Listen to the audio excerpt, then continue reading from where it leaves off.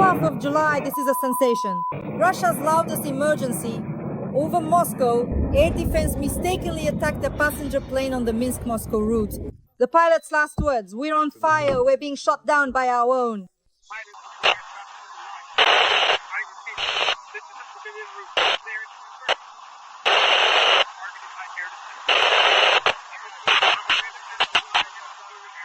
The Russian plane ended up in the skies over the Moscow region. A Pantsir missile mistook it for an enemy drone. The explosion occurred at around 12:20 a.m. during the approach to Sheremetyevo.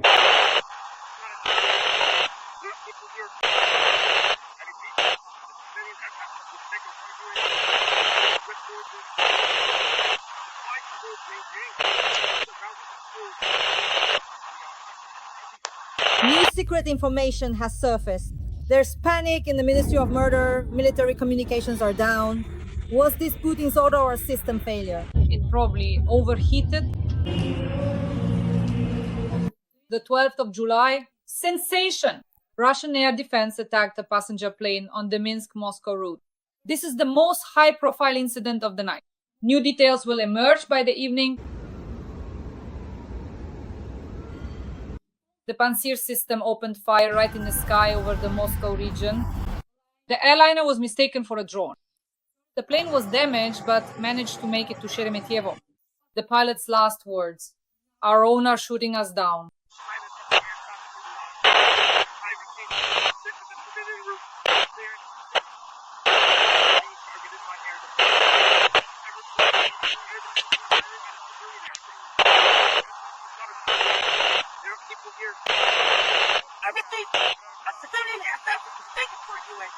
And this is not an isolated incident. Overnight, there was a wave of explosions and fires across Russia. Russian air defense is now firing on its own. Shells are falling on residential neighborhoods. An apartment building caught fire in the Moscow region. Apartments are burning in Pushkin as well. Was there at least probably someone here?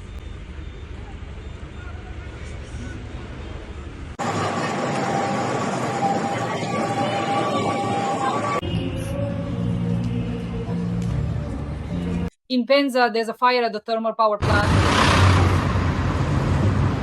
The city is in blackout, and this is already the work of the good Ukrainian drones. The power plant is on fire,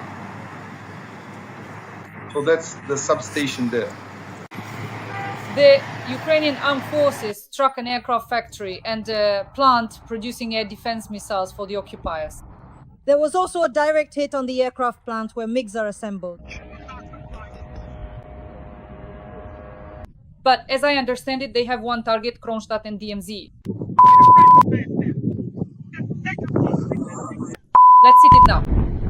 In Dubna, the Kronstadt enterprise where drones are produced was attacked again. In Tula, a series of strikes hit the design bureau where air defense systems are developed. Strikes have been recorded in Kursk, Tula, Tver, Moscow, the Moscow region, and Dubna. Russia is in a panic. And most importantly, in Belgorod, a Russian air defense missile also hit a residential building. Today marks one of the most disgraceful episodes in the history of Russian air defense. They shot down their own passenger plane. Who gave the order? Why is their defense operating blindly? And who will be next? While Moscow is putting out fires in apartment buildings, Pantsir systems are firing indiscriminately into the sky. Today we are joined by renowned military analyst Colonel Roman Svitan. He will explain how something like this is even possible, what it means for Putin, for the front, and what will happen next.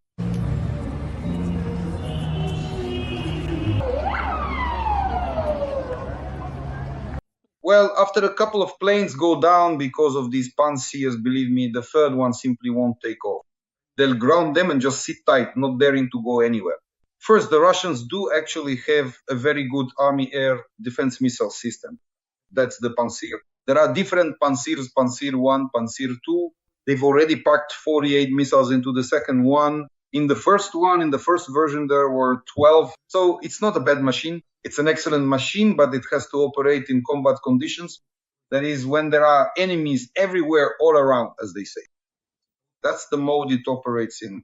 But this is army air defense, an army surface-to-air missile system designed to cover troops on the move even during an offensive. It's used precisely for cover when everything that moves is shot down because everything is considered hostile. And these Pansirs, with good machines, but I'll say it again, they're army equipment. They deployed it at civilian airfields. Only the Russians could come up with something like that. So using such a good machine in this way to destroy any flying object, regardless of its level, including drones, it has cannons. Well, the first Pantsir has cannons, and they work pretty well. And it's the same story with the missile.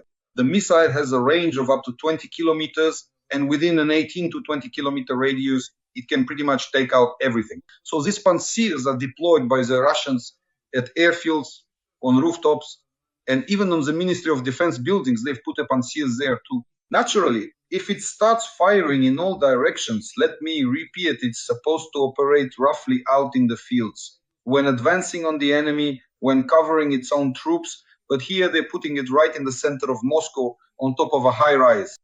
So where is it going to shoot? It'll end up firing at the high rises themselves. So within a 20-kilometer radius of where the Pantsir is stationed, people should be having a mental breakdown. Absolutely. Not just a nervous breakdown, that's for sure. Because at any moment, a Pantsir missile could end up in someone's toilet. Just imagine you sit down and then hello there. Good evening. We are from Ukraine. That's pretty much how it happened this time, by the way. We had a massive attack, which was problematic, I'd say, in terms of efficiency. Because, as we've said many times, what's the point of hitting the Russians in all directions? After all, they have those same Pantsirs set up, and they shoot down most of it.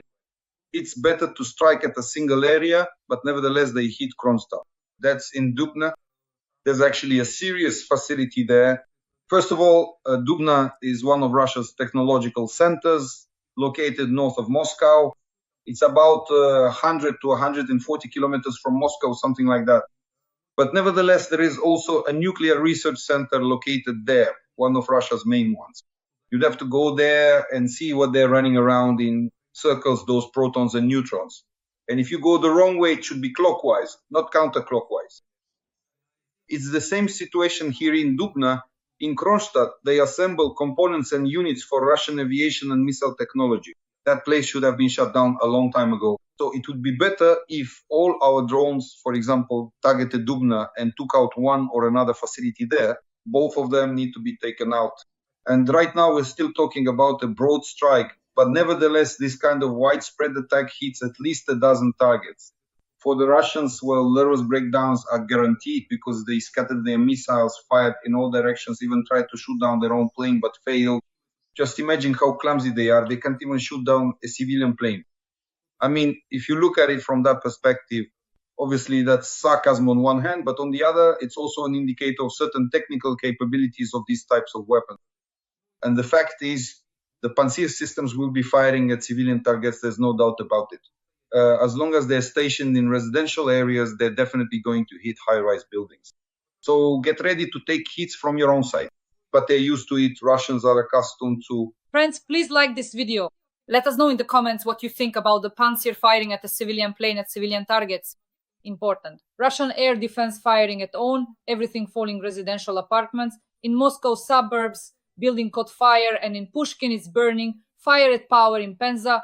The city is in blackout. In Belgorod, an air defense missile hit a residential building, and in Dubna, the Kronstadt enterprise where drones are produced was attacked again. In Tula, there was a series of strikes on the design bureau where air defense systems are developed.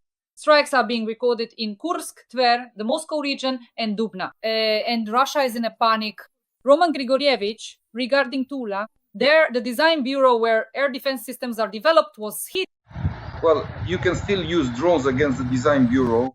After all, it's in an open area. What I mean is, it's not underground. It's not a purely military facility that's buried deep, the kind you can only reach with concrete piercing warheads from ballistic missiles. But the Russians do have some pretty serious design bureaus. There are design bureaus that produce in Tula as well, but mainly in the Moscow region, in the Moscow Oblast. Why do I always mention Moscow? Although there are some in Tula and a few more up to the Urals, at least in several cities, there are design bureaus involved in the development of both aviation and missile technology and naturally ground-based strike systems. But right now, the main innovative aspects are related to drones, control systems, and new warhead systems. In other words, this is an entire process that needs to be destroyed at its root. Basically, as for the design bureaus, well, it makes sense to use drones. And a drone, how much can it carry? Well, 50 kilograms of explosives. Well, it won't do anything to a military facility that's buried 3 floors underground. It just won't work. Sometimes a design bureau is located in a penthouse somewhere where the engineers like to get some fresh air, and then a fierce beaver comes flying in fierce and a beaver simultaneously, meaning from both sides at once. But in reality, of course, it's better to use drones against oil refineries, against the refineries. Believe me, even a single drone, if it gets through and completes its mission, can inflict extremely serious damage. Why? Because a refinery is ready to burn on its own. All it needs is a spark. And here, 50 kilograms of explosives will come crashing down on it. Roman Grigorievich, regarding Dubna. That's where the Kronstadt plant was attacked, where they also manufacture drones.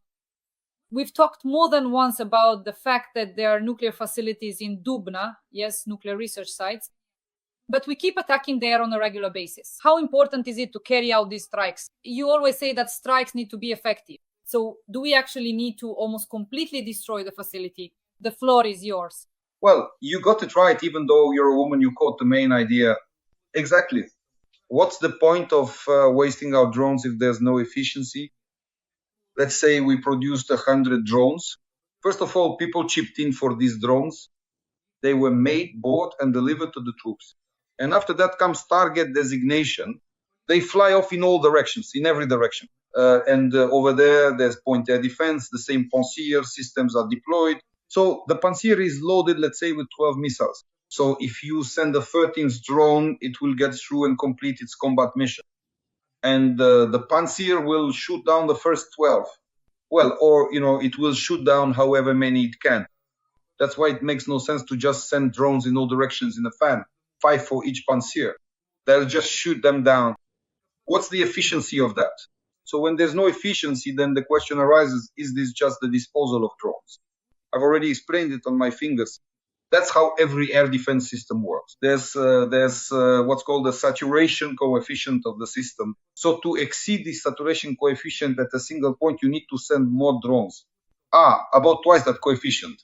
If there's one Pantsir, just to explain simply, if there's one Pantsir and it's loaded with 12 missiles, then with one salvo, roughly speaking, it can shoot down 12 drones.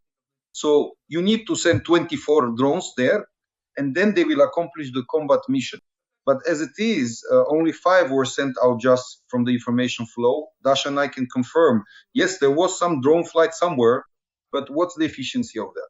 That's what I'm saying. Even you are already clearly identifying this. Efficiency is important, and it's much more important than the mere informational message that someone flew somewhere or someone shot at someone. There's absolutely nothing military about this. There's a kind of theatricality to it, but actors have never won wars, believe me. Wars are won by military professionals who plan combat missions, allocate enough forces and resources for each mission in order to achieve a certain level of efficiency. But now, at least when it comes to target designation, they're using some theatrical techniques and nothing more. They made some announcements, collected money for tickets, and then everyone scattered like gypsies, but only in the worst negative sense. Roman Grigorievich, here's another batch of information. Last night, the Lukavitsy aircraft plant in the Moscow region of Russia was attacked. This was confirmed by the National Security and Defense Council. It specializes in the production and modernization of MiG-29, MiG-31 fighter jets and their modifications, and also participates in the development of new combat aviation models, in particular projects for a next-generation frontline fighter. This is a code based on the MiG platform. It is also involved in the modernization cycle of Giran drones, wrote Andriy Kovalenko, head of the Center for Countering Disinformation at the National Security and Defense Council of Ukraine. What do you think? And this actually confirms our point. Look at what the CCD people are saying. A plant producing MiGs was attacked. As a military man, I immediately asked these people, these performers, you destroyed the plant, will the MiG still be able to take off or not? What will they answer? No, it wasn't destroyed, but it was attacked. What was the point of this attack?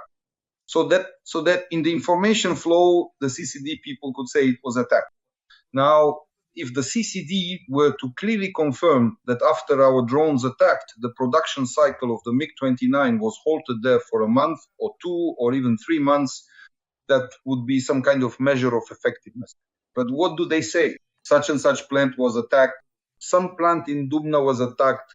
Something was attacked there, but what's the point of these attacks? That's what I'm talking about. So either keep quiet. I mean, don't go around saying that you're losers in that case. Just stay silent about the fact that you simply burned through several dozen drones, basically sending them straight into the enemy's air defenses. They achieved nothing. That's what the CCD clearly confirmed. So what kind of report do we get? A plant was attacked, and that's it. But in reality, the report that should have come in is the plant was destroyed, the facility was destroyed. But I understand why they can't say that. Because you can't destroy a military plant with drones. Military plants are built to withstand nuclear strikes. How are you going to destroy it with a 50-kilogram drone? Next question. Then why are you sending these drones to military plants? What's the point of sending them there? For what purpose? To dispose of the drones? Let me repeat. Where can drones actually be sent? Because of why things explode and burn on their own. You can target above ground depots, not underground, but above ground ones. There are transshipment depots, so-called transit warehouses, for example. They are located at certain distances, like 500 or 700 kilometers away. So you can target those.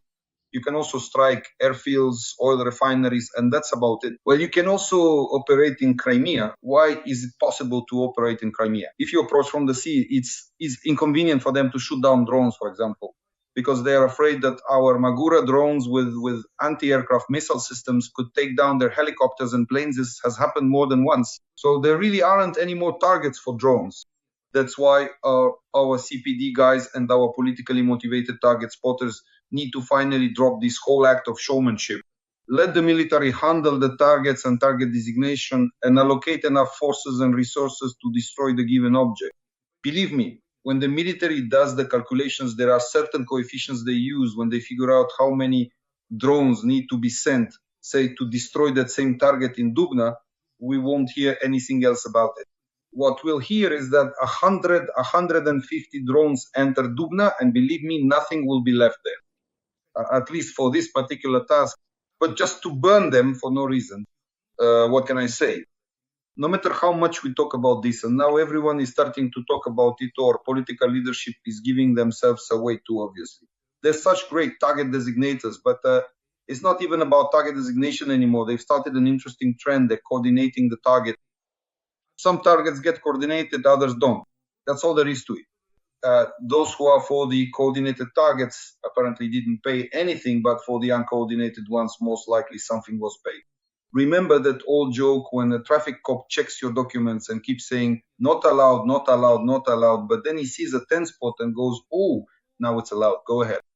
That's pretty much the same situation here. At least that's how it looks from an analytical point of view. But as for how it really is, well, that's something counterintelligence should be dealing with, disposing of our drones wherever they end up. Roman Grigorievich, considering deviation collapses, can we assume that the time will really come when Russian Pantsir systems will shoot down their own civilian planes taking off from Sheremetyevo or Pulkovo? Well, after a couple of planes go down from being hit by these Pantsirs, believe me, the third one simply won't take off. They'll ground them and just sit tight on their backsides, not going anywhere. They'll take the train up to the Urals, and only after the Urals will they fly.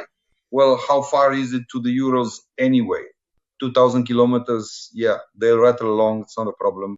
Every voice matters. Join our community, support independent journalism and help us bring you the truth from Ukraine. Become a member of Ukraine Today. Join us now. Successfully demobilized, commander of the 155th Separate Marine Brigade, Colonel Ilin Sergei. No details have been provided, but everyone is saying it's karma. The AFU, GER and SBU will find every war criminal no matter where they are. And the Chief of Staff of the 155th Separate Marine Brigade, Colonel Bashkardin Leonid, Roman Grigorievich, the floor is yours. This was a strike on the headquarters of the 155th, and in fact there was a repeat strike as well. And at that time, almost the entire command of the 155th Brigade was wiped out, along with the former brigade commander, who is now also, you could say, the former deputy commander of the Black Sea Fleet of the Russian fleet. In other words, it was a significant loss. About a dozen high-ranking officers were eliminated at that time. For the Russians, actions like these of ours are quite effective. They have a deep bench. Everyone wants to become admirals, generals, and so on, and the like. So you could say we helped the enemy climb the career ladder, but in reality, the 155th Brigade has already been wiped out 649 times. They came from Vuhledar, and in Vuhledar, they lost 2 full units. For example, the brigade commander who was in Vuhledar was eliminated, and then the new brigade commander who replaced him was also eliminated, but this time near Kursk. This direction is very advantageous for us because the Russians don't have a serious layered line of defense specifically along the Kursk axis. Why not? Because they're extremely frightened idiots. They thought we wouldn't move toward Moscow. That is, in the Bryansk, Kursk, and Belgorod regions, there isn't a defensive line like, for example, the Surovikin line in Zaporizhia or Donbass, which was built up over 11 years. There are no such extremely frightened idiots there. They cover this direction either with naval infantry or paratroopers. The main naval infantry is the 810th Naval Infantry Brigade, that's the Crimean one, and the 155th Naval Infantry Brigade, that's from Vladivostok. There was also the Caspian Naval Infantry Brigade from the Caspian and several other units, plus the Ivanovo paratroopers. It turns out there are paratroopers in Ivanovo, rather. They were, basically, they gathered up the last guys and sent them to Kursk. And now in Ivanovo, they'll have to, create an LGBT community because there are no men left. But something has to be done because the women in Ivanovo are incredibly beautiful. So that's the kind of attrition happening along the coast direction, specifically in the area where even the leadership of the 155th Brigade was taken out. That's Glashkovo, that's Elvov, that's Rilsk, that's Korenevo, that's Tetkino. In other words, these are the rear areas of the Russian corps that's now still trying to make some moves in the Sumy direction. Since January, Russia has lost 100,000 soldiers killed, not total losses, but killed in action. US Secretary of State Marco Rubio, after meeting with Lavrov, give your assessment of this political statement. Well, if Lavrov confirmed such losses to him, then we can believe it. At the very least, Rubio wouldn't just say something like that for no reason. The question is, in what context is he saying all this? They are still trying to stop the fighting by giving up our territory. In other words, it's a capitulation scenario. Stopping the fighting at this point, according to Rubio and companion, that includes Trump means Ukraine's capitulation. That is, it implies Russian army control over the occupied part of Ukraine. That's a fifth, more than a fifth, over 20% is already under occupation. So in this context, when fears are being stoked, well, then you can see and understand that they're simply pushing us toward capitulation, toward losing territory, sovereignty, territorial integrity, and so on and so forth. I think there's no point in paying attention to such statements. Why? Because, Ukrainians won't stop. This concerns Ukrainians. Ukrainians, Cossacks, they have never given their land to anyone. Land and freedom are the core slogans of our grandfathers and great-grandfathers. So we will definitely carry out our combat mission all the way to the state border, just as they did. So after we reach the state border, destroy part of the Russian army by that time, God willing, and with the sanctions from Malyuk and Budanov, will destroy Russian oil refineries and the Russian economy will collapse. That's when we'll talk about the losses of the Russian army, we'll confirm them. And believe me, they won't be in the hundreds of thousands, they'll be in the millions, Russia. God willing. Dear audience, once again, please like this video. Share your thoughts and analysis in the comments and write a few kind words to our duo with Roman Grigorievich. We work for you 3 times a week. This is very important. Roman Grigorievich regarding not stopping. So we've come to an important topic, occupied Crimea. Now I will provide you with a series of information for analysis and discussion. 2 powerful explosions were heard in the Krasnoperekopsky district, according to subscribers of Crimean Wind. Next, a missile launch in the Jankoy district. At 11:25, a loud explosion was heard in the Krasnoperekopsky district. In Jankoy, Russian air defense was active. The attack by Ukrainian drones is extremely powerful, according to reports from occupied Crimea. Right now, there is a massive traffic jam stretching 26 kilometers at the exit from Crimea before the Kerch Bridge.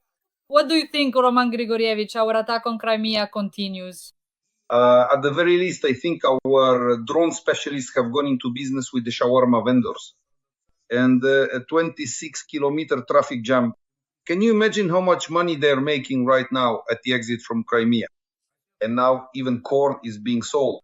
So, this whole Crimean process, we understand it perfectly well. They're going to make a fortune, a real fortune. That is, after receiving a certain cut from these shawarma vendors, you could squeeze out more or at least buy more drones and send them where they needed. But seriously, of course, there was an attack on Crimea last night. Drones were coming in, missiles were heading in the right direction towards Neptune.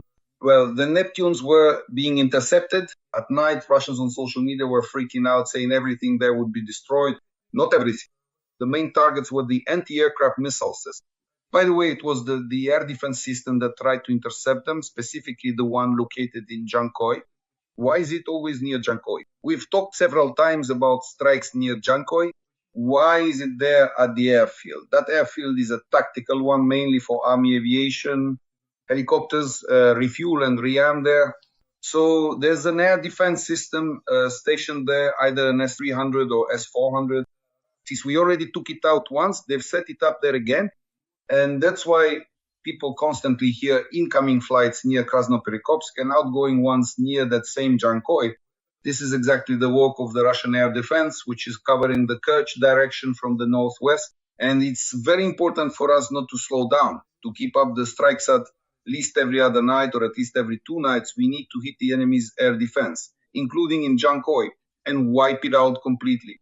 That was the attempt. And today drones went in. I think this won't be the last time. So little by little, we're getting closer to our main objective, the Kerch Bridge. And as for the 26 kilometers of traffic jams, well, that's sacred. They've been fleeced, stripped, and so on. So now these are the Russians' problems. Did they know where they were going? They knew, you should know how you're going to get out. To get out of Crimea, yes, only by swimming breaststroke, freestyle, just like you suggested. Roman Grigorievich has clearly laid out all the options in previous episodes, so check out the earlier ones. Roman Grigorievich, and as the cherry on top regarding Crimea, the mobile network is down, cell phones, everything is out. And of course, the Russians start sobbing as they send messages saying nothing is working for them. Isn't that just wonderful, right? Well, the thing is, in this case, there are 2 options. Either write letters to your grandpa in the village or dig out your pagers. Remember how it was in the last millennium? They'll have to set up pager communication in Crimea. But how? What else can we do? They won't be making calls on the road, although who knows? Russians are capable of doing just about anything. I've prepared the following information for you as the cherry on top. Meanwhile, in Orsk, Orenburg region of Russia, a mechanical plant is on fire. According to local social media groups I'm watching now, the explosions are impressive. The 8th workshop of the plant is burning. Supposedly, the fire started with some materials catching fire. The Orsk mechanical plant is a major Russian engineering enterprise that produces goods for the defense industry, including shell casings and components for multiple rocket launch systems. It also specializes in equipment for the oil and gas sector. Roman Grigorievich, well, the oil and gas sector sweetens the deal for us a bit. The floor is yours. Because our concerned citizens managed to accomplish several tasks at once. First, it really is a military facility. Second, it's an industry, including the oil and gas sector. And third, most importantly, as you noticed, our concerned citizens highlighted were the orks lair Izin, Orsk. So specifically there, that's where all the orks are coming at us from, at least in terms of information. So a big thank you to our concerned citizens, a really big thank you. Why? Because we can see that their actions are actually causing certain problems for the Russian economy. Pipelines and oil transfer mechanisms are burning. They're setting fire to all sorts of things, pipes, oil pumping stations. In Komsomolsk-on-Amur, they burned down an oil refinery. So they're targeting the energy sector. And really, all it takes is a single match. They set dry grass on fire where the pipeline runs, and that's it. You can write off the pipeline and even more so the gas pipeline. So they're taking action. And there's also direct action against enterprises, which in principle can also be put out of commission if you know how. And I'll say it again, there are plenty of people who care because this war, the genocidal war of the Moscow Empire against Ukraine and Ukrainians, has worn out all Russians. All the more so since we remember that there are over 10 million ethnic Ukrainians in Russia alone. Besides that, there are dozens of states, dozens of republics, territories, and governmental entities that have now been practically conquered by this Moscow Empire, this Moscow Khaganate, and in the end, they too want their freedom.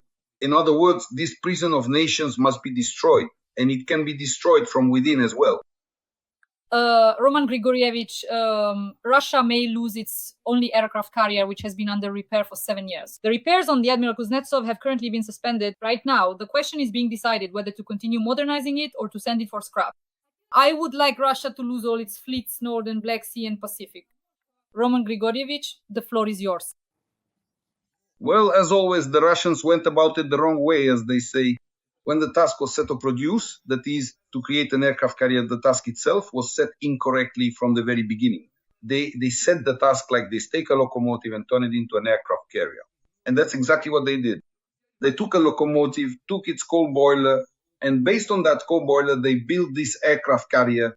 Well, sure, it does smoke like a locomotive, but you can't really call that an aircraft carrier. They dragged it around, dragged it and dragged it. Once in the Mediterranean Sea, it went in there and smoked up all of Europe.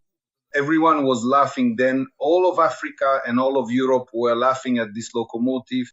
In the end, even England, when it passed through the strait, the English were sneezing and wondering what on earth it was. So they drove it back to Russia, and now they've decided, let's dig that locomotive back out of the aircraft carrier. At least it can hold some cargo on the rail. It's just like always, as I said, Russians don't think with the right part, don't set their goals with the right part, and obviously don't produce things with the right part either. Now, here's the most interesting part. They're going to try to cut it up, but it would be better to just sink it. Why? Because cutting it up costs much more than the metal they'll get from scrapping it. Well, still, let's not give the Russians any tips on how to do it better. Let them cut it up, let them cut it up. Maybe they'll even manage to carve a locomotive out of it. Roman Grigorievich, Trump has announced that next week he will make an important statement regarding Russia. Most likely, the Senate will impose sanctions next week. Most likely, oil prices will drop sharply. The European Union will also vote on the 18th package. And in addition, it has already been officially announced that NATO will be purchasing weapons from America, of course, for money and transferring them to Ukraine. Roman Grigorievich, considering this geopolitical situation, how might things change on the front lines? This is very important. Well, so far, these are just statements. Let's be clear, so far we haven't seen any real actions. Yes, the rhetoric has changed. The rhetoric for us is basically fine, but it's still just rhetoric. There are no actions yet. There is, let's say, only one positive point. Only after a serious negative, after Trump stopped supplying us with weapons, she has now slightly unblocked it, so to speak, and wants to look like a great winner. But in reality, of course, we have problems with the supply of American weapons, especially defensive ones. These are mainly missiles for Patriots, missiles for F-16S, for NASAMS. These are HIMARS or PAC-3, PAC-2 systems. So at the moment, it's just rhetoric. Let's better analyze things when there are real actions. That's what we need to analyze if this goes through. If under the PDA program, we receive at least one batch from the new supplies, meaning from the new program where there are still several $1 billion left, and Trump could, in principle, just sign an order to give us equipment under this program without any problem. Let's wait for that. When that happens, then we can say that with Trump, it's not just rhetoric, his actions have changed as well. That's the first point. The second is that the purchase of weapons for us from the NATO budget in America is, again, a good topic in terms of action, but that still hasn't happened yet. Here, the issue is most likely related to Germany's decision-making. Right now, we need to focus on Merz. Merz will be in charge of this process, and the purchases for us will be made using their own funds, as well as European and NATO funds. So there are three sources here: German finances, EU finances, and NATO finances. These are different sources of funding, and with these funds, American purchased weapons could be supplied to us. Although, of course, it would be better for us to get European weapons so that they keep everything in Europe as an economic rationale here. So at the moment, we can only analyze the intentions of the American administration to address the shortage of equipment and ammunition for Ukrainian aviation. The intentions are good. There's no question about that. The question is, let's wait for action. Roman Grigorievich, to wrap up, Russia is expecting a drone attack, but not from outside the country, rather from within its own territory. Sources from the VCHK GU channel have reported that security forces in Moscow have been put on heightened alert due to possible attacks. All defense and shelter facilities have been put on high combat readiness. FSB officers have been deployed to duty almost in full force. Well, they're right to be afraid. Why? Because as we've been saying for the second year now, you go to the market, buy an FPV drone, attach some kind of explosive to it, send it off, and complete a combat mission. When it comes to oil refineries, that's a whole different story. With a single grenade, you can burn down a casting plant if you know where to hit. With a single grenade, you can stop a steel plant, for example, by detonating it from an FPV drone or by blowing up the oxygen shop directly. So there are such critical points at every plant, at every facility, and those who care know them very well. And as for what mechanisms are used in these kinds of actions, well, every concerned person chooses for themselves, mainly to avoid getting caught by the Russian FSB, Russian police, gendarmerie, call them whatever you like. And these are the mechanisms that are being used.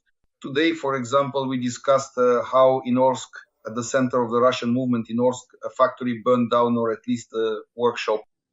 So in terms of preparation, they are doing the right thing. And indeed, this process will intensify in the near future.